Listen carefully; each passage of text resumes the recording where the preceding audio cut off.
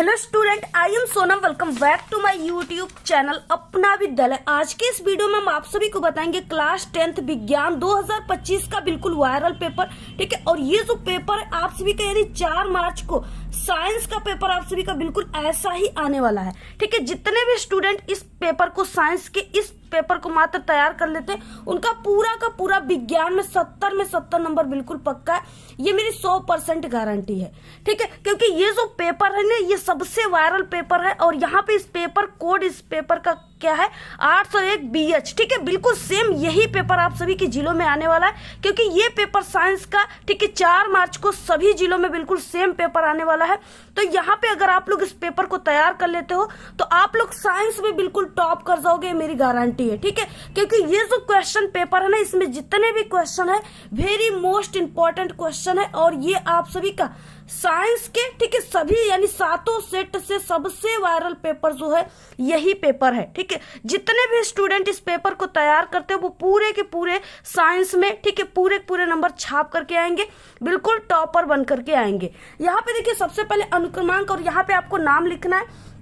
इस पेपर में आपको 3 घंटे 15 मिनट का समय दिया जाएगा और जितने भी स्टूडेंट इस पेपर को देख रहे हैं ठीक है वो यानी 4 मार्च को इस पेपर को 2:30 पे ही करके बैठ जाएंगे क्योंकि वो इस बोर्ड के पेपर को पहले से ही देख चुके हैं। ठीक है, तैयार कर चुके हैं।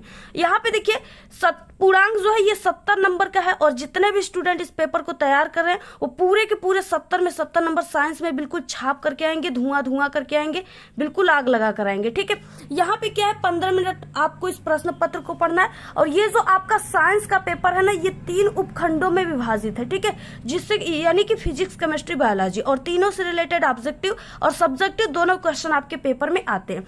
यहाँ पे देखिए सबसे पहले कि इस तरीके से यहाँ पे 3 उपखंडों में विभाजित है और इसमें आपको 20 ऑब्जेक्टिव क्वेश्चन देखने को मिलेगा जिसका आंसर आपको OMR आंसर शीट पे देना है। ठीक, और यहाँ पे देखिए कुछ इंपॉर्टेंट निर्देश दिए कि खंड ब के प्रत्येक उपखंड के सभी प्रश्न एक साथ आपको हल करना है। ठीक है, और प्रत्येक उपखंड को एक नए पृष्ठ से प्रारंभ करना है।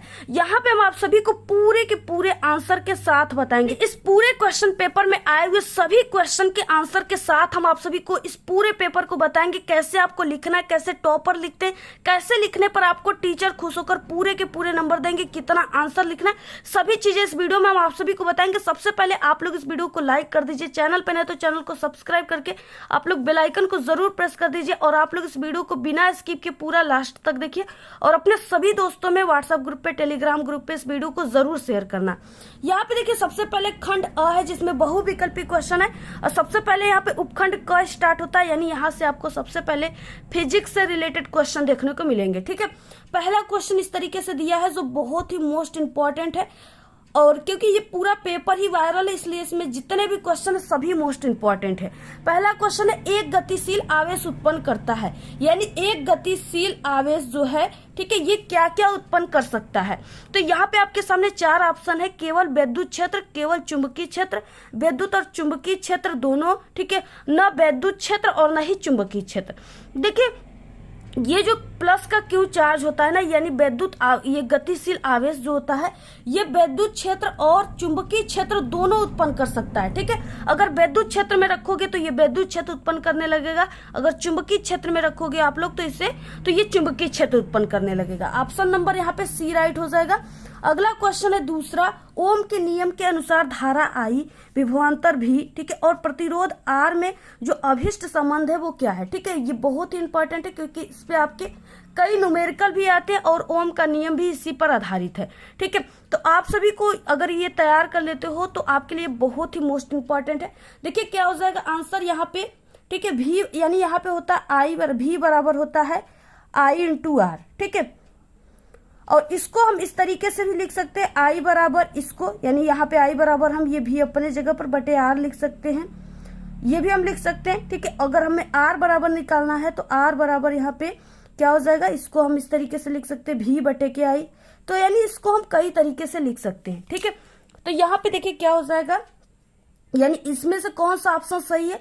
यहाँ पे देखिए ये सही नहीं है, ठीक है, ये भी सही नहीं है और ये जो है ये सही है I बराबर V बटे के R क्योंकि यहाँ पे हमने किया है। ठीक है, I बराबर क्या हो जाएगा यहाँ पे I बराबर V बटे R। तो ऑप्शन नंबर कौन सा राइट हो जाएगा, ऑप्शन नंबर D राइट हो जाएगा। ठीक है, इस तरीके से अगला क्वेश्चन देखिए यहाँ पे तीसरा है, दूरदृष्टि दोष से पीड़ित व्यक्ति अपने चश्मे में प्रयुक्त करता है। ठीक है, यानी जिस व्यक्ति के आंखों में दूरदृष्टि दोष है उसको निवारण के लिए उसके चश्मे में कौन सा लेंस यूज होना चाहिए। ठीक है, जिससे कि उसका ये दोष दूर हो सके। तो उसके जो व्यक्ति है उसके चश्मे में, यानी जब भी उसको चश्मा लेना है तो वो उत्तल लेंस से बना हुआ है। ठीक है, ऑप्शन नंबर सी, यानी उसके चश्मे में उत्तल लेंस लगा होना चाहिए। तो ऑप्शन नंबर सी उत्तल लेंस। अगला क्वेश्चन देखिए चौथा है, किसी दर्पण में वस्तु का प्रतिबिंब सदैव वस्तु से छोटा, सीधा और काल्पनिक यानी आभासी बनता है, तो वो कौन सा दर्पण है। ठीक है, तो वो दर्पण कौन सा हो जाएगा, वो उत्तल दर्पण हो जाएगा। ऑप्शन नंबर बी राइट है। अगला क्वेश्चन है पांचवा, सामान्य आंख के लिए दूर बिंदु है। ठीक है, ये भी बहुत ही इंपॉर्टेंट क्वेश्चन है। तो देखिए सामान्य आंख के लिए जो दूर बिंदु है ना वो कितना होता है, अनंत होता है। ऑप्शन नंबर यहाँ पे बी राइट हो जाएगा।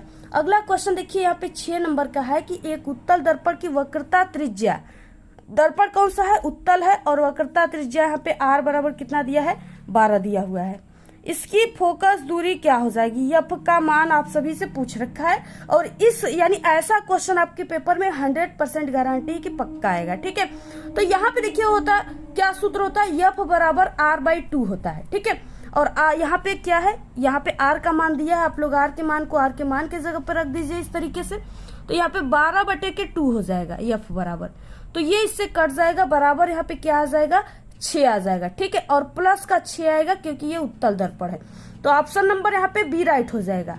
ठीक है, अगला क्वेश्चन देखिए क्या है, 7 नंबर का है, प्रतिरोध का मात्रक है। प्रतिरोध का मात्रक क्या होता है। ठीक है, तो प्रतिरोध का मात्रक देखिए ओम होता है, ओम होता है, और एक होता है इस तरीके से, यानी कि होता V बराबर, ठीक है, V बराबर होता है I/R होता है। तो यहां से हम R बराबर क्या लिख देंगे, R बराबर लिख देंगे V/I। तो अगर इस तरीके से कोई, और यहाँ V का मात्रक होता है वोल्ट और I का एम्पियर होता है। ठीक है, तो अगर इस तरीके से कोई ऑप्शन है वोल्ट/एम्पियर तो ये होगा, अगर ये ऑप्शन नहीं है वोल्ट/एम्पियर तो ओम होता है। ठीक है, प्रतिरोध का मात्रक ओम, ऑप्शन नंबर ए राइट है। और ओम को कुछ इस तरीके से दिखाते हैं। ठीक है, ये ओम का सिंबल है। तो इस तरीके से हो गया। अगला क्वेश्चन, यहाँ से देखिए उपखंड ख स्टार्ट होता है, यानी यहाँ से केमिस्ट्री से रिलेटेड क्वेश्चन स्टार्ट हो रहा है। ठीक है, 8 नंबर का क्वेश्चन यहाँ पे दिया हुआ है। यहाँ पे क्वेश्चन है एथिल एल्कोहल का IUPAC नाम क्या होता है। ठीक है, तो एथिल एल्कोहल यानी कि C2H5OH इसका सूत्र होता है, और इसका आप सभी को यहाँ पे IUPAC नेम पूछ रखा है। ठीक है, तो इसका IUPAC नेम एथेनॉल होता है। ऑप्शन नंबर ए राइट है, क्योंकि ये एक कार्बन को मेथ और दूसरे कार्बन को एथ कहते हैं। तो यहाँ पे एथे हो गया, और यहाँ पे OH यानी आल समूह लगा हुआ है। ठीक है, तो एथेन में हम आल जोड़ेंगे तो क्या हो जाएगा, ethanol. Option number A right है। अगला क्वेश्चन देखिए यहाँ पे है 9 नंबर का, एंटीमनी है। एंटीमनी जो है क्या है, तो एंटीमनी जो है ये एक प्रकार का उपधातु है। ठीक है, ऑप्शन नंबर सी राइट है। अगला क्वेश्चन है 10, धावन सोडा का रासायनिक सूत्र, बहुत ही इंपॉर्टेंट क्वेश्चन है ये। तो धावन सोडा का जो रासायनिक सूत्र होता है वो क्या होता है, Na2CO3, और इसमें जल मिला होता है 10H2O। Option number A right है। ठीक है, अगर इस तरीके से सिर्फ दे दिया Na2CO3 तो भी सही है।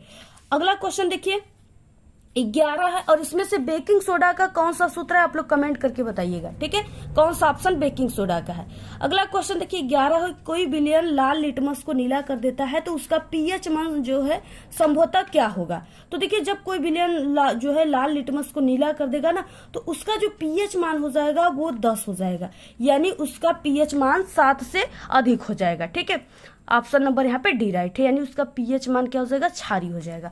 अगला क्वेश्चन देखिए है यहाँ पे 12 नंबर का, क्षारीय विलयन का पीएच है, यानी इसमें से क्षारीय विलयन का पीएच क्या है, तो क्षारीय विलयन का पीएच मान होता है 7 से अधिक। हमने जैसा आपके बताया कि ये जो है ये क्या है, 10 दिया है, यानी ये 7 से अधिक है, यानी इसका क्या हो जाएगा, ये क्षारीय विलयन है जो कि लाल लिटमस को नीला कर रहा है। तो यहाँ पे ऑप्शन नंबर डी राइट है। और आप सभी के पेपर में ये भी आता है कि जल का जो है पीएच मान, ठीक है, जल का पीएच मान क्या होता है, तो जल का पीएच मान 7 होता है, इसको भी आप लोग तैयार रखिएगा। अगला क्वेश्चन है देखिए यहाँ पे 13 नंबर का, निम्नलिखित में से कौन सा तत्व तनु अम्ल के साथ सहयोग करके हाइड्रोजन गैस निकालता है। ठीक है, कौन सा निकालता है, तो वो जस्ता निकालता है, Zn। यहाँ पे Zn जब करता है HCl से ना, तो ये हाइड्रोजन यहाँ पे Zn Cl बनाता है प्लस यहाँ पे H जो है हाइड्रोजन गैस निकल जाता है। अगला नंबर का क्वेश्चन, तो यहाँ पे देखिए ऑप्शन नंबर सी राइट है। अगला क्वेश्चन है उपखंड ग, यानी यहाँ से आप सभी का बायोलॉजी से रिलेटेड क्वेश्चन स्टार्ट हो रहा है। ठीक है, 14 नंबर का क्वेश्चन है निम्नलिखित में से प्यूरिक क्षारक है, जो प्यूरिक क्षारक है इसमें से कौन सा है। ठीक है, तो ये ग्वानिन जो है ये प्यूरिक क्षारक है, ऑप्शन नंबर ए राइट है। अगला क्वेश्चन नंबर 15, एक संकर क्रॉस का जीन प्रारूप अनुपात है, कौन सा अनुपात हो जाएगा। तो यहाँ पे 1 संबंध 2 संबंध 1, ऑप्शन नंबर बी राइट है। ठीक है, ये इसके बाद देखिए अगला क्वेश्चन नंबर 16 है पिट्यूटरी ग्रंथि की जो है पक्षपाली से निकलने वाला हार्मोन्स कौन सा है। तो इसमें से निकलने वाला जो हार्मोन्स है ना वो कौन सा हो जाएगा, यहाँ पे वासोप्रेसिन, ऑप्शन नंबर यहाँ पे सी राइट है। अगला क्वेश्चन 17 है मनुष्य के शुक्राणु में ऑटोसोम की संख्या होती है, कितनी होती है ऑटोसोम की संख्या, तो वो होती है 44, ऑप्शन नंबर सी राइट है। 18 नंबर का क्वेश्चन है निम्नलिखित में से कौन सा जीन प्रारूप शुद्ध गोल बीजों को प्रकट करता है। ठीक है, कौन सा करता है, तो यहाँ पे हो जाएगा डबल आर कैपिटल RR। ठीक है, ऑप्शन नंबर डी राइट है। अगला क्वेश्चन नंबर 19 है DNA पाया जाता है। तो देखिए जो DNA होता है ना ये केंद्रक में पाया जाता है, कहाँ पे, केंद्रक में। ठीक है, ऑप्शन नंबर बी राइट है। अगला क्वेश्चन है 20 नंबर का परागकण किसके अंदर बनते हैं। तो परागकण जो होते हैं वो परागकोश के अंदर बनते हैं, ऑप्शन नंबर ए राइट है। अब देखिए ये तो 20 ऑब्जेक्टिव क्वेश्चन है। इसके बाद देखिए सब्जेक्टिव क्वेश्चन क्या है। इसके बाद देखिए यहाँ से स्टार्ट होता है उपखंड क। ठीक है, यानी यहाँ से सब्जेक्टिव क्वेश्चन स्टार्ट होते हैं। पहला क्वेश्चन का क दिया है किसी निकट दृष्टि दोष से पीड़ित व्यक्ति का दूर बिंदु नेत्र के सामने, ठीक है, 80 सेमी दूरी पर है। इस दोष को संशोधित करने के लिए आवश्यक लेंस की जो प्रकृति है और क्षमता है वो क्या हो जाएगी, 2 नंबर का क्वेश्चन है। ठीक है, तो यहाँ पे देखिए क्या हो जाएगा, पहले का क का आंसर सबसे पहले कि यहाँ पे यानी कोई भी लेंस है, इस तरीके से मान लेते हैं हम, कोई यहाँ पे नेत्र है, ठीक है, लेंस है। यहाँ से क्या है कि इसकी जो दूरी दिया है यानी वो कितना दिया है, 80 दिया हुआ है। ठीक है, तो यहाँ पे 80 सेमी जो दूरी दिया हुआ है ना ये किसका मान दिया हुआ है, ये प्रतिबिंब का मान दिया है। ठीक है, क्योंकि दूर बिंदु के किसी निकट दृष्टि दोष से पीड़ित व्यक्ति का दूर बिंदु नेत्र के सामने 80 सेमी दूरी पर है, यानी उसको जो प्रतिबिंब है वो 80 सेमी की दूरी पर बन रहा है, कोई चीजें देख रहा है वो। ठीक है, तो यानी यहाँ पे क्या है, भी का मान दिया हुआ है। भी का मान कितना हो जाएगा यहाँ पे, 80 सेमी। और उसके बाद देखिए यहाँ पे क्या हो जाएगा, और यहाँ पे आपको इसका क्षमता ज्ञात करना है। यहाँ पे आपको इसका क्षमता यानी P का मान, पावर आप सभी को ज्ञात करना है। तो हमारे पास सिर्फ ये दिया हुआ है। ठीक है, तो हम मान लेते हैं कि जो वस्तु है ना वो कहाँ पे है, यानी वो वस्तु जो है वो अनंत पे रखी गई है। ठीक है, तो यहाँ पे क्या हो जाएगा, यानी वस्तु की दूरी क्या हो जाएगा, अनंत हो जाएगा। और यहाँ पे क्या होता है, देखिए इधर माइनस में मानते, इधर दूरी जो है नापते हम लोग माइनस में, और इस साइड में प्लस में दूरी मापी जाती है। ठीक है, तो यहाँ पे क्या है, ये जो है इस साइड में रखी गई प्रतिबिंब बन रही है, तो ये माइनस में हो जाएगा। ठीक है, ये -80 दिया हुआ है, यहाँ पे रखेंगे हम लोग। उसके बाद देखिए लेंस के सूत्र से सबसे पहले क्या हो जाएगा,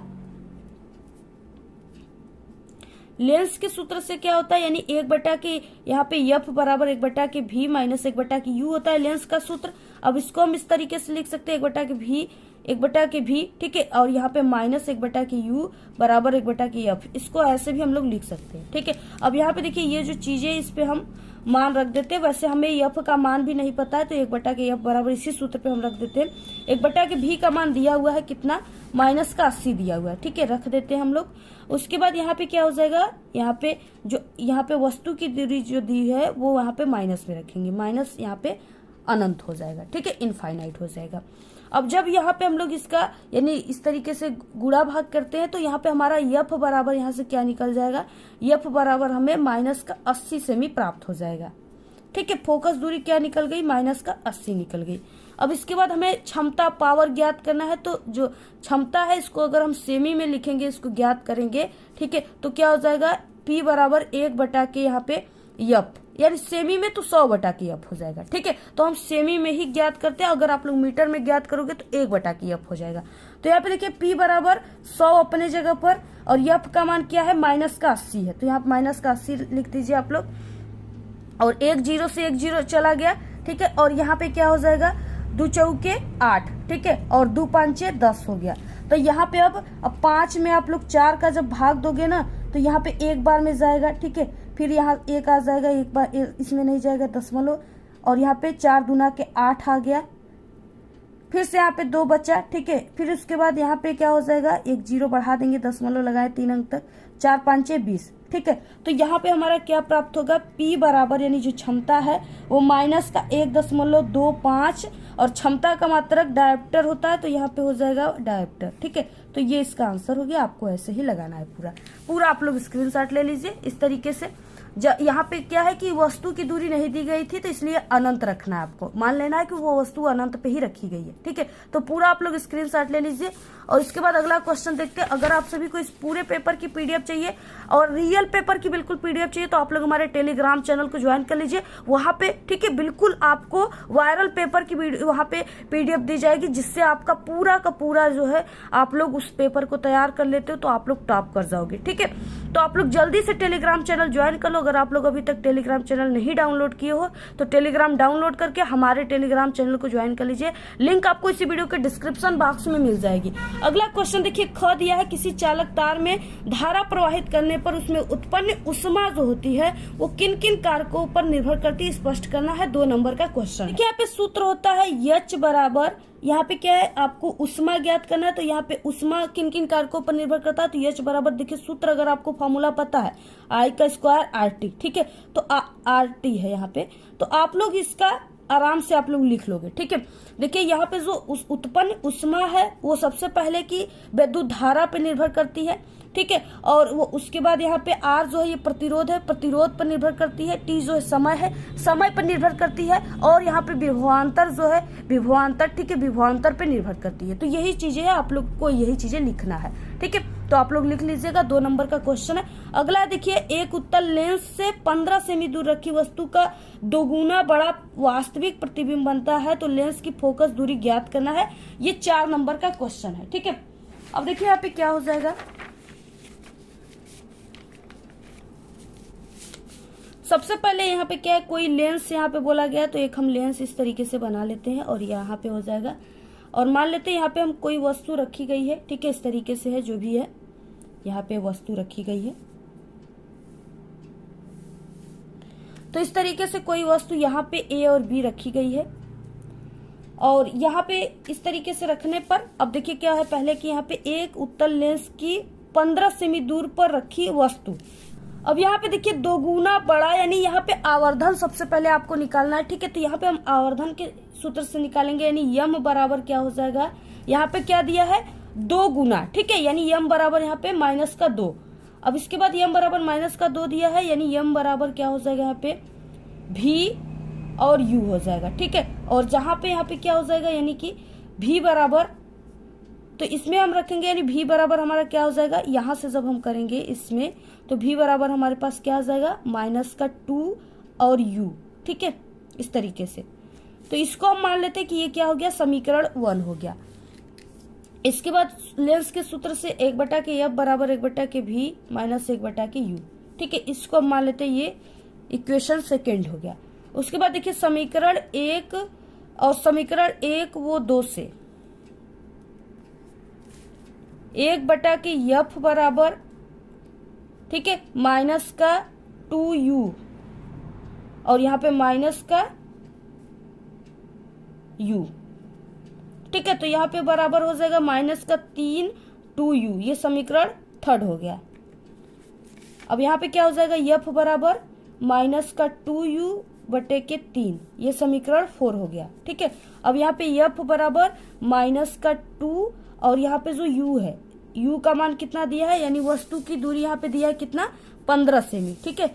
U का मान यहाँ पे दिया है 15 सेमी, तो 15 सेमी आप लोग रख दीजिए यहाँ पे -2 हो गया और U का मान -15, ठीक है, और /3, तो ये माइनस से माइनस कट गया और यहाँ पे ये गुणे है, ठीक है, ये गुणे में है क्योंकि ये 2U जो है इंटू में, तो यहाँ पे माइनस का माइनस कट गया और ये कितना हो गया, यहाँ पे 15 दूना के 30, ठीक है, 30/3, तो ये इससे कट जाएगा, बराबर यहाँ पे 10 सेमी आ जाएगा, ठीक है। तो F बराबर कितना आ गया, 10 सेमी, यही इसका आंसर है। पूरा आप लोग स्क्रीनशॉट ले लीजिए। ऐसे ही क्वेश्चन आपके पेपर में आते हैं, ऐसे ही आप सभी को इसको हल करना है, ठीक है। पूरा आप लोग स्क्रीन। अगला क्वेश्चन यहाँ पे देखिए, तीसरा है, आवश्यक किरण आरेख खींचकर आपको प्रिज्म की सहायता से पुष्टि कीजिए कि सूर्य का जो श्वेत प्रकाश है वो भिन्न भिन्न रंगों का समीकरण है, ठीक है।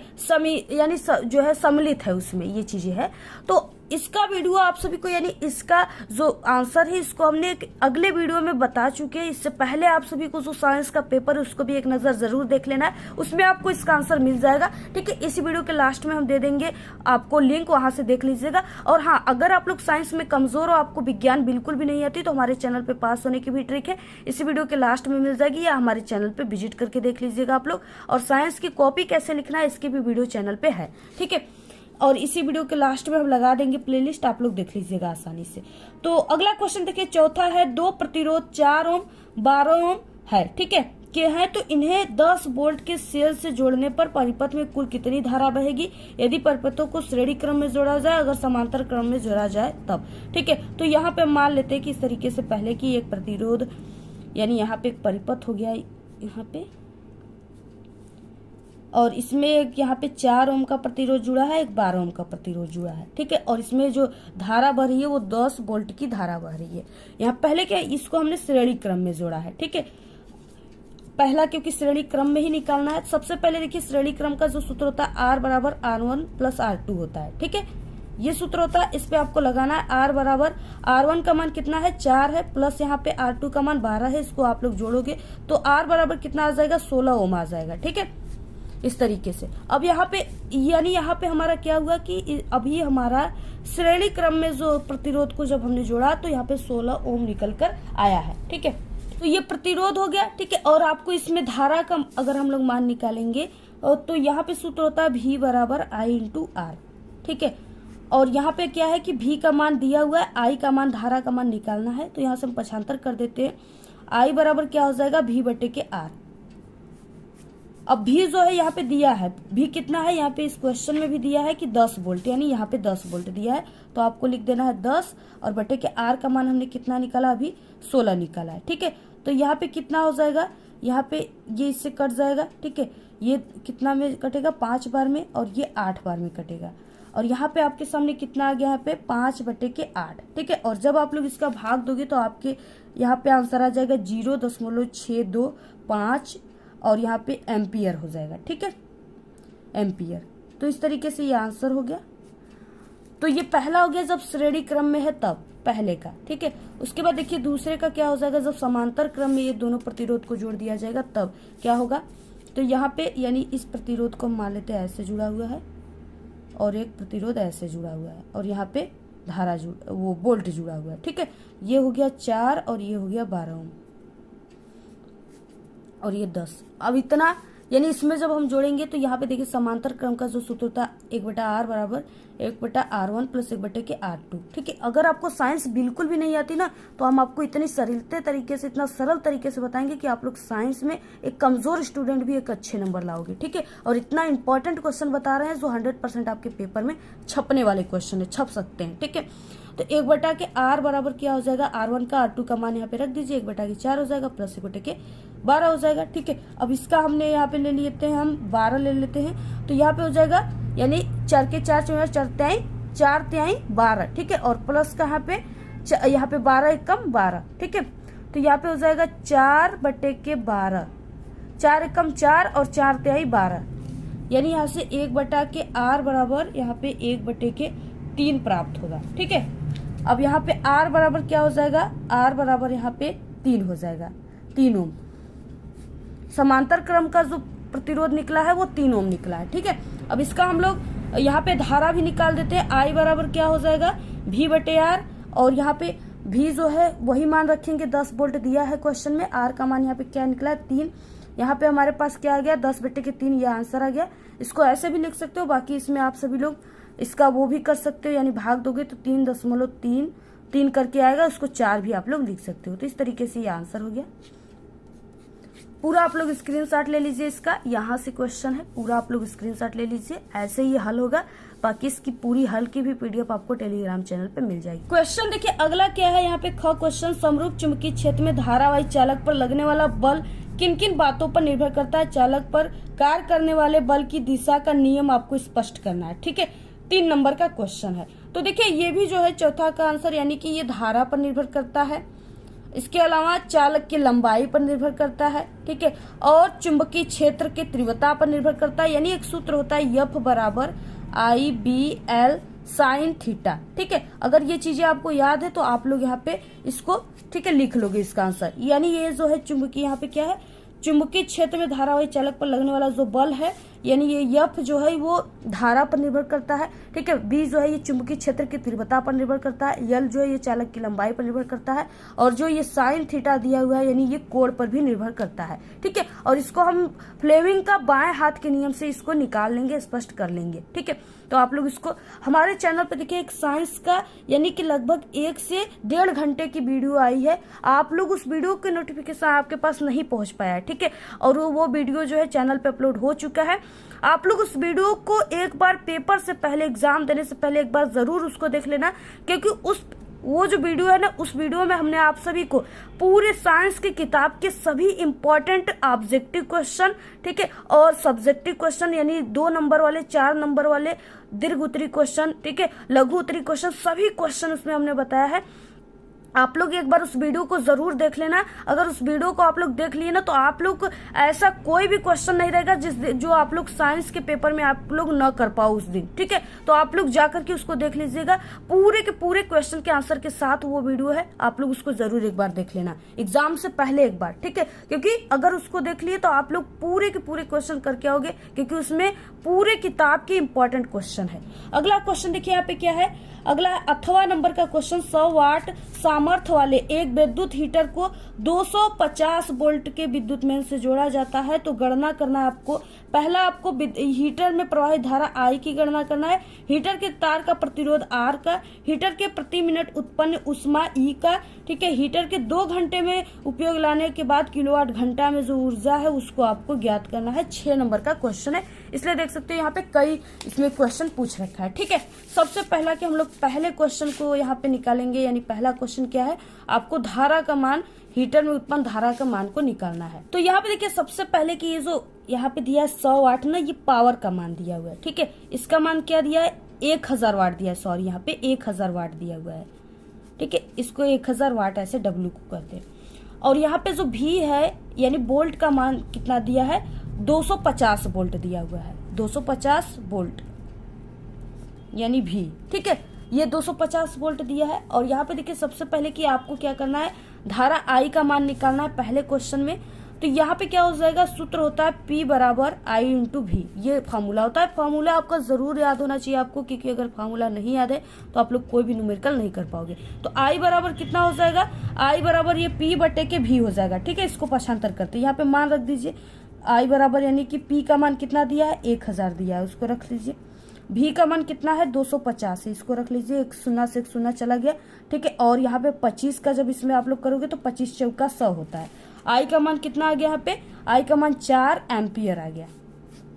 तो ये पहला क्वेश्चन हो गया। दूसरा देखिए हीटर के तार का प्रतिरोध क्या हो जाएगा। ठीक है, तो यहाँ पे दूसरा क्वेश्चन क्या है, हीटर के तार का प्रतिरोध यानी कि आप सभी को यहाँ पे निकालना है, P बराबर होता है ना V का स्क्वायर बटे के R, ये वाले सूत्र से आप लोग निकालोगे। तो यहाँ पे देखिए हमें R का मान निकालना है, तो R बराबर क्या हो जाएगा, V का स्क्वायर बटे के यहाँ पे P हो जाएगा। ठीक है, इससे आपको मान रखकर निकालना है। R बराबर देखिए V का स्क्वायर के जगह यहाँ पे 250 जो है इसको 2 बार रखेंगे, 250 इंटू 250। ठीक है, और बटे में यहाँ पे 1000, 1 शून्य से 1 शून्य, 1 शून्य से 1 शून्य कट गया। ठीक है, और बाकी ये जब 25 का आप लोग 25 में करोगे ना, 25 इंटू 25 जब करोगे तो यहाँ पे आपके सामने 625 आ जाएगा। ठीक है, गुणा करोगे तो यहाँ पे R बराबर कितना हो गया, 625, और यहाँ पे 10 बचा है तो यानी 1 शून्य है, तो 1 शून्य से आपका यहाँ पे 1 अंक पे दशमलव बढ़ जाएगा। तो यहाँ पे कितना आ गया, 62.5 ओम आ जाएगा। ठीक है, तो ये इसका दूसरे का आंसर हो गया। अगला क्वेश्चन देखिए है कि हीटर से प्रति मिनट में उत्पन्न आपको ऊष्मा निकालना है। तो देखिए यहाँ पे हीटर यानी तीसरा पॉइंट, आप लोग इस पूरे पेपर को जरूर तैयार कर लेना अच्छे से। और अब तक जितना भी आपका एग्जाम चला, जितने भी पेपर हुए ना, 100% हमारे पेपर से सभी क्वेश्चन आए हैं। ठीक है, आप सभी लोग अगर तैयार कर लेते हो, जितने भी स्टूडेंट हमारे चैनल से पेपर को तैयार करके गए, वो पूरे के पूरे क्वेश्चन में आग लगा कर आए, पूरे क्वेश्चन को हल करके आए। देखिए सूत्र होता है E बराबर P इंटू टी होता है। ठीक है, ये उत्पन्न उष्मा का सूत्र है। अब यहाँ पे क्या है, ये जो T है यानी कितना मिनट दिया है यहाँ पे आपको निकालना है, यहाँ पे हीटर के प्रति मिनट यानी 1 मिनट यहाँ पे मान लीजिए। और 1 मिनट में कितना होता है, 60 सेकेंड होता है। ठीक है, 60 सेकेंड होता है, तो इसको हम बदल देंगे। E बराबर कितना हो जाएगा, P का मान दिया है 1000 इंटू ये 60 हो रखेंगे, तो यहाँ से हमारा E बराबर कितना हो जाएगा, यहाँ पे 6000 हो जाएगा। ठीक है, और इसको जूल, इसका मात्रक जो होता है जूल होता है उष्मा का, तो यहाँ पे हमारा क्या आ गया, E बराबर 6000 जूल। इसके बाद एक चौथा है, यहाँ पे चौथा क्या दिया, और ऐसे क्वेश्चन आपके पेपर में जरूर आएंगे। ठीक है, और आपको हल करना पड़ेगा इसको, इसलिए आप लोग इसको सीख लीजिए, 100% गारंटी जरूर आएगा। हीटर को 2 घंटे उपयोग में लाने से किलोवाट घंटा में जो ऊर्जा व्यय हुआ उसको आपको निकालना है। तो यहाँ पे देखिए फिर से यही सूत्र आपको रखना है। यहाँ पे जो ये सूत्र है ना, इसी सूत्र पे आपको यहाँ पे चौथे को हल करना है। तो यहाँ पे क्या हो जाएगा, यानी 2 घंटे बाद, तो यहाँ पे आपको बस समय का मान 2 घंटा रख देना है। E बराबर यहाँ पे 1000 इंटू समय का मान आपको 2 घंटा रख देना है। ठीक है, तो E बराबर कितना हो जाएगा, यानी इसको ये 1000 है तो इसको हम 1 किलोवाट घंटा इंटू इसको 2 घंटा। ठीक है, तो जब हम इसका गुणा करेंगे तो यहाँ पे क्या आ जाएगा, E बराबर 2 किलोवाट घंटा। तो ये हो गया चौथा का आंसर। ठीक है, तो इस तरीके से पूरा आप लोग स्क्रीनशॉट ले लीजिए, ऐसे ही आप सभी को हल करना है। ऐसा क्वेश्चन ना आपके ऑब्जेक्टिव क्वेश्चन में भी आता है। तो यहाँ है और यहाँ से ये चीजें नहीं है। ठीक है, यहाँ से ये तीसरा है और ये चौथा है, तो आप लोग पूरा इसका स्क्रीनशॉट ले लीजिए। यहाँ से देखिए उपखंड ख स्टार्ट होता है। 5वां क्वेश्चन है, निम्नलिखित को आपको क्या करना है, पूर्ण एवं संतुलित करना है। ठीक है, तो यहाँ पे दिया हुआ है NaCl और प्लस है NH3 प्लस यहाँ पे H2O और CO2। तो ये क्या बनाएगा आप सभी को यहाँ पे, तो यहाँ पे देखिए क्या हो जाएगा, NaNH4CO3। ठीक है, ये सोडियम अमोनियम कार्बोनेट बनाएगा, आप लोग इसको नोट कर लीजिए। और यहाँ पे HCl बनाएगा। ठीक है, और ये चीजें सभी जो है संतुलित है, तो यहाँ पे आपको ये चीजें बनाएगा, आप लोग इसको नोट कर लीजिए। और यहाँ पे देखिए अगला यहाँ पे दिया है CaOH का होल टू प्लस Cl2, ये क्या बनाएगा, तो यहाँ पे देखिए ये क्या बना देगा, यहाँ पे ये जो है ये यहाँ पे CaO यानी CaO। ठीक है, Cl2 यहाँ पे क्या हो जाएगा, इसको ब्लीचिंग पाउडर कहते हैं, कैल्शियम ऑक्सीक्लोराइड, और प्लस यहाँ पे H2O जल बना देगा। ठीक है, तो इस तरीके से ये हो गया, और बाकी ये सभी चीजें संतुलित भी है, तो आपको इसको नोट कर लेना है, ऐसे ही होगा। अगला क्वेश्चन देखिए ख, निम्नलिखित यौगिकों में आपको IUPAC नाम इनका लिखना है। तो यहाँ पे देखिए इसका जो IUPAC नेम हो जाएगा, यहाँ पे क्या दिया है, यहाँ पे यानी कि 1 2 कार्बन दिया है, तो पहले कार्बन को कहते हैं मेथ और दूसरे कार्बन को एथ। ठीक है, और यहाँ पे क्या हो जाएगा, CH3 को कहते हैं मेथिल। ठीक है, तो यहाँ पे क्या हो गया, मेथिल,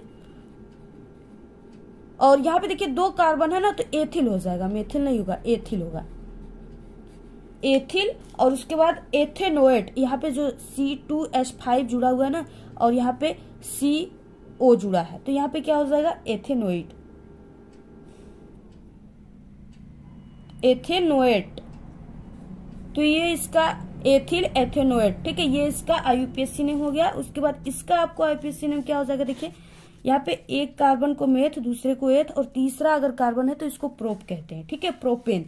तो यहाँ पे क्या हो जाएगा, और इसमें पहले कार्बन पे पहला, दूसरा, तीसरा, पहले कार्बन पे क्या जुड़ा है, OH समूह यानी आल समूह जुड़ा है, तो यहाँ पे हो जाएगा 3 कार्बन है तो प्रोपेन, और पहले पर 1 पर क्या जुड़ा है, आल जुड़ा है, तो आपको इसको लिख देना है, प्रोपेन आल हो जाएगा, 1 आल। ठीक है, ये इसका IUPAC नेम है, इसका है। इसके बाद अगला क्वेश्चन है 6 का ख, निम्नलिखित में से प्रत्येक यौगिकों के 2 उपयोग आप सभी को लिखना है। देखिए पहला यहाँ पे दिया हुआ है इस तरीके से कि सोडियम बाइकार्बोनेट, ठीक है, इसका आप सभी को एक उपयोग लिखना है। और ये पोटेशियम एल्यूमिनियम सल्फेट जो है इसका आप सभी को एक उपयोग। यहाँ पे देखिए पहला है कि सोडियम बाइकार्बोनेट, ठीक है, इसका उपयोग किया जाता है यानी पेट की खराबी में, ठीक है, अपच में, यानी इसका उपयोग किया जाता है। और यहाँ पे पोटेशियम एल्यूमिनियम सल्फेट का उपयोग जो है अचारों में किया जाता है। और इसके अलावा यानी कि सब्जियों की सुरक्षा में, कुरकुरे वगैरह बनाने में इसका उपयोग किया जाता है। अगला देखिए यहाँ पे ख क्वेश्चन है, धातुओं का सक्रियता श्रेणी से आप क्या समझते हैं? हाइड्रोजन से अधिक सक्रिय एवं दूसरा कम सक्रिय, ऐसे एक एक धातु का आपको नाम लिखना है। 2 नंबर का क्वेश्चन है, ठीक है, तो आप लोग इसको तैयार कर लीजिएगा। 7 नंबर का क्वेश्चन है, एक उदासीन कार्बनिक यौगिक ए का अणुसूत्र C2H6O है जो कि निम्न अभिक्रिया देता है, ठीक है। और यहाँ पे निम्न अभिक्रिया देता है, पहला कि अम्लीय पोटेशियम डाइक्रोमेट के साथ ऑक्सीकृत करने पर अम्लीय यौगिक बी देता है। और ए सांद्र H2SO4 की उपस्थिति में बी के साथ गर्म करने पर एक मधुर गंधयुक्त पदार्थ सी बनाता है, ठीक है। तो आप सभी को क्या करना है, इसको जो चीजें उसको लिखना है यहाँ पे, यानी जो जो यहाँ पे बोला कि जो ए है और यहाँ पे बी है, इसके जगह पर आपको क्या रखना है, ठीक है, कौन सा सूत्र लिखना है। हल हो जाएगा, इसका सूत्र C2H5OH होता है, ठीक है, इसको इस तरीके से भी लिख सकते हैं CH3CH2OH। और यहाँ पे प्लस O2 के साथ जब इस यहाँ पे रिएक्शन करता है K2Cr2O7, ठीक है, यहाँ पे यानी अम्लीय पोटेशियम डाइक्रोमेट के साथ जब यहाँ पे रिएक्शन करता है पोटेशियम डाइक्रोमेट और यहाँ पे H2SO4 यानी सल्फ्यूरिक अम्ल तेजाब की उपस्थिति में, ठीक है, जब ये रिएक्शन करता है तो यहाँ पे CH3COOH प्राप्त होता है यानी एसिटिक एसिड। आप लोग इसको नोट कर लीजिए, ये ए हो गया और यहाँ पे ये बी हो गया। तो यहाँ पे ए और बी प्राप्त हुआ। अब इसके बाद आपको क्या करना है, यानी आपको यहाँ पे आपको बी देता है, ठीक है, यानी और इसके बाद ए बी और सी का भी आप सभी को यहाँ पे बनाना है। तो ए और बी को हमने बना दिया, अब सी को देखिए किस तरीके से बनाना है। तो सबसे पहले यहाँ पे फिर से CH3CH2OH, ठीक है, एथिल अल्कोहल लेते प्लस HCOO, यानी इसको हम यहाँ पे लिख सकते हैं COOH या इसको हम H, ठीक है, डबल O और यहाँ पे C भी लिख सकते हैं और यहाँ पे CH3, ठीक है, इसको हम ऐसे भी लिख सकते हैं, ऐसे तो इसको हमने ऐसे लिखा है। और यहाँ पे रिएक्शन करेगा सांद्र में H2SO4 की उपस्थिति में। तो यहाँ से ये क्या बन, देखिए यहाँ पे जगह नहीं, यहाँ पे हम लिख देते हैं, आप लोग समझिएगा, CH3COO C2H5 + H2O बनाएगा, ठीक है। तो ये यहाँ पे क्या हो गया, ये C प्राप्त हो गया। अगला क्वेश्चन देखिए यहाँ पे है, सेकेंड नंबर का क्वेश्चन कौन सा है, सेकेंड है यहाँ पे कि सांद्र H2SO4 के साथ 170 डिग्री सेल्सियस ताप पर गर्म करने पर मीठी गंधयुक्त गैस डी बनती है। ये गैस क्षारीय KMnO4 के यहाँ पे के विलयन को रंगीन जो है करती है। यौगिक A, B, C तथा D की पहचान करके आपको संबंधित अभिक्रिया और रासायनिक समीकरण देना है। देखिए यहाँ पे सेकेंड हो जाएगा CH3CH2OH + H2SO4। अब ये जो है कितना में 170 डिग्री सेल्सियस ताप दिया था, तो ये प्राप्त हो जाएगा CH3CH2HSO4 + H2O प्राप्त हो जाएगा, ठीक है। एथिल हाइड्रोजन सल्फेट है ये, ethyl hydrogen sulphate.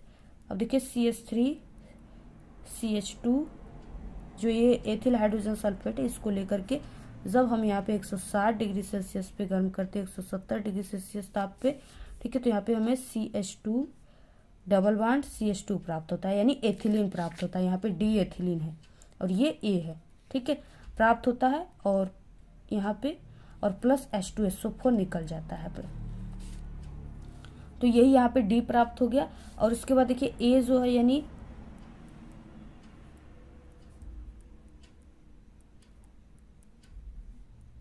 Ethyl alcohol और बी जो है वो एसिटिक अम्ल और सी जो है वो एथिल एसीटेट। आपको बोला है ना कि नाम लिखने के लिए और रिएक्शन देने के लिए, तो वही है एसीटेट। और डी जो है वो एथिलीन प्राप्त होता है, ठीक है। तो आप लोग इसको नोट कर लीजिएगा पूरा रिएक्शन वगैरह। यहाँ पे अथवा में दिया है यानी इसको कीजिए या निम्नलिखित समीकरण को आपको संतुलित करना है। जैसे यहाँ पे यानी आपको संतुलित करना है, दोनों तरफ ये तीर के दोनों तरफ जो है यहाँ पे तत्वों की संख्या सेम होनी चाहिए। Mg प्लस O2 दिया है, ठीक है। यहाँ पे Mg तो सही है, लेकिन O2 यहाँ पे दिया है, यहाँ पे ऑक्सीजन की संख्या 1 है। इसके आगे आप लोग ऐसे 2 कर दीजिए, ठीक है। तो यहाँ पे कितना हो गया, Mg हो गया और यहाँ पे O हो गया, ठीक है। और इसके आगे 2 कर दीजिए, तो ये संतुलित हो गया। ये यहाँ पे दिया है N2 प्लस H2 और यहाँ पे NH3 दिया हुआ है, ठीक है। यहाँ पे 3 कर दो तो 3 दूना के 6 हो जाएगा, यहाँ पे 2 कर दीजिए, 3 दूना के 6, ठीक है। और यहाँ पे 2 अपने जगह पर है। यहाँ पे है H2 प्लस यहाँ पे Cl2, ठीक है। यहाँ पे HCl प्राप्त हो रहा है, यहाँ पे 2 कर दीजिए, 2 हाइड्रोजन की संख्या हो जाएगा, 2 क्लोरीन की, ये संतुलित हो गया। यहाँ पे Fe प्लस H2O, ठीक है। और यहाँ पे H2 है, ठीक है। तो यहाँ पे 3 है, 3 यहाँ पे आप लोग कर दीजिए, ठीक है। 3 हो गया और बाकी यहाँ पे H2 अपने जगह पर है। और यहाँ पे जो है, यहाँ पे ऑक्सीजन की संख्या कितनी है, ऑक्सीजन की संख्या 4 है और यहाँ पे ऑक्सीजन की संख्या 2 है, यहाँ पे आप लोग 4 कर दीजिए, ऑक्सीजन की संख्या 4 हो गई, ठीक है। और यहाँ पे हाइड्रोजन की संख्या कितनी हो गई, 4 दूना के 8 हो गया, ठीक है। तो यहाँ पे 4 कर दीजिए, 4 दूना के 8 हो गया, तो ये संतुलित हो गई। इसी तरीके से आपको संतुलित करना है। अगला क्वेश्चन देखिए, उपखंड ग दिया है यहाँ पे, 8 नंबर का क्वेश्चन है। क लैंगिक तथा अलैंगिक जनन में कोई 4 आप सभी को अंतर लिखना है, ठीक है। 2 नंबर का क्वेश्चन है। तो ये सभी जो क्वेश्चन का आंसर हम आपको नहीं बता रहे हैं ना, वो 1 घंटे की जो वीडियो है ना, उसमें पूरे क्वेश्चन के आंसर आपको मिल जाएंगे। जितना भी पेपर हम आपको बता रहे हैं, सभी क्वेश्चन का आंसर मिल जाएगा। तो आप लोग उस वीडियो को जरूर देख लेना। आपकी वो उस वीडियो की नोटिफिकेशन आपके तक नहीं पहुंची है, ठीक है। इसलिए आप लोग उसको जाकर के हमारे चैनल पे विजिट करके देख लेना एक बार। DNA का आपको महत्व को समझाना है, ये आपका 2 नंबर का है। अगला क्वेश्चन 9 है, प्रत्येक जोड़े में 2 अंतर आप सभी को लिखना है, ठीक है। यहाँ पहला लक्षण प्रारूप और जीन प्रारूप, यानी फिनोटाइप और जीनोटाइप, और समयुग्मी और विषमयुग्मी, इसमें आपको अंतर लिखना है। इसके अलावा आप लोग धमनी तथा सीरा में अंतर याद कर लीजिए, श्वसन तथा दहन में अंतर, श्वसन तथा श्वासोच्छ्वास में अंतर, ठीक है। और लसिका और रुधिर में अंतर, ये सब आपको अंतर याद कर लेना। उसी 1 घंटे की वीडियो में पूरा सोल्यूशन बताएं, आप लोग देख लीजिएगा। अगला क्वेश्चन 10 मेंडल के पृथक्करण नियम को आपको उपयुक्त उदाहरण देकर समझाना है, ठीक है। इसका भी आंसर उसी 1 घंटे की वीडियो में मिल जाएगी। इस वीडियो के लास्ट में प्लेलिस्ट भी हम लगा देंगे उस वीडियो को। 11 नंबर का क्वेश्चन, प्रकाश संश्लेषण के लिए आवश्यक कारकों के नाम तथा इस क्रिया से संबंधित रासायनिक समीकरण लिखिए तथा सिद्ध कीजिए कि इस क्रिया में ऑक्सीजन गैस निकलती। 6 नंबर का क्वेश्चन है, इसका भी आंसर उसी जगह मिल जाएगा। अथवा क्वेश्चन है, यहाँ पे जड़ों के द्वारा जल की अवशोषण विधि का आपको सचित्र वर्णन करना है, ठीक है। 6 नंबर का क्वेश्चन है। इसके अलावा आप लोग पाचन क्रिया, मानव पाचन तंत्र का चित्र तैयार कर लीजिए, मानव नर तथा मादा जनन तंत्र का चित्र तैयार कर लीजिए, ठीक है। और आप लोग नेफ्रॉन का तैयार कर लीजिए, हृदय की संरचना तैयार कर लो। इसके अलावा अगर इतने चित्र तैयार कर लेते हो तो इससे बाहर कोई भी चित्र नहीं आएंगे, ठीक है, फिगर। तो आप लोग पूरा स्क्रीनशॉट ले लीजिए पेपर का, और इस पेपर की PDF भी आपको हमारे टेलीग्राम चैनल पर मिल जाएगा, ज्वाइन कर लो आप लोग। और आप सभी लोग इस पेपर को पूरा तैयार कर लीजिए। इससे और इस पेपर के अलावा हमारे चैनल पे 5 सेट पेपर है, ठीक है। क्योंकि आपका टोटल 7 सेट पेपर आता है सभी जिलों में, तो आप लोग कम से कम अगर 5 सेट पेपर पूरा तैयार करोगे ना, तब आपका पूरा 70 में 70 नंबर साइंस में आएगा। तो आप लोग जल्दी से जाओ, तैयार कर लीजिए। उसकी नोटिफिकेशन आपके पास नहीं पहुंची, इसलिए आप लोग चैनल पे हमारे विजिट करके सभी पेपर को जल्दी से देख लो। 100% गारंटी है, ठीक है। ऐसे ही क्वेश्चन पेपर में आते हैं, और ये रियल पेपर नहीं है, ये सिर्फ एक मॉडल पेपर बताया गया है, ठीक है। और ये यानी ऐसे क्वेश्चन आपके पेपर में पूछे जाते हैं।